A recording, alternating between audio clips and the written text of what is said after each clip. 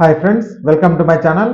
ఆంధ్రప్రదేశ్లో ప్రభుత్వ పథకాలు స్కాలర్షిప్లు పొందాలంటే ఈ కార్డు చాలా ముఖ్యమని చెప్తున్నారు. 5 ఏళ్ళు దాటిన పిల్లలకు, అలాగే 15 ఏళ్ల లోపు పిల్లలకు వెంటనే ఇలా చేయండి, లేకుంటే ఇబ్బంది అనేసి ప్రభుత్వం అయితే చెప్తుంది. దానికి సంబంధించిన పూర్తి వివరాలు ఈ వీడియోలో అయితే తెలుసుకుందాం. మీరు ఇంతవరకు నా ఛానల్ సబ్స్క్రైబ్ చేసుకోకుండా ఉంటే దయచేసి సబ్స్క్రైబ్ చేసుకోండి. అలాగే ఈ వీడియోకి ఒక్క లైక్ ఇచ్చి షేర్ చేసుకోండి. ఏపీలో ప్రభుత్వ పథకాలు, ధృవపత్రాలు, స్కాలర్షిప్లు వంటి వాటికి ఆధార్ కార్డు చాలా ముఖ్యం. చిన్నతనంలో ఆధార్ కార్డు తీసుకున్న 5 ఏళ్ళు దాటిన పిల్లలు, అలాగే 15 ఏళ్ళు లోపు ఒక్కసారి తప్పనిసరిగా అప్డేట్ అయితే చేయించుకోవాల్సి ఉంటుంది.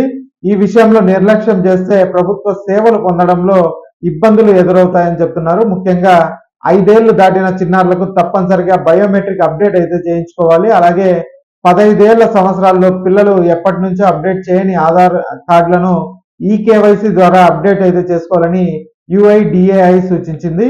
పుట్టిన శిశువుల నుంచి 5 ఏళ్ల లోపు చిన్నారులకు ఇచ్చే బాల ఆధార్లో వేలి ముద్రలు, ఐరిస్ వంటివి అయితే ఉండవు. కేవలం పేరు, ఫోటో, పుట్టిన తేదీ మాత్రమే ఉంటాయి.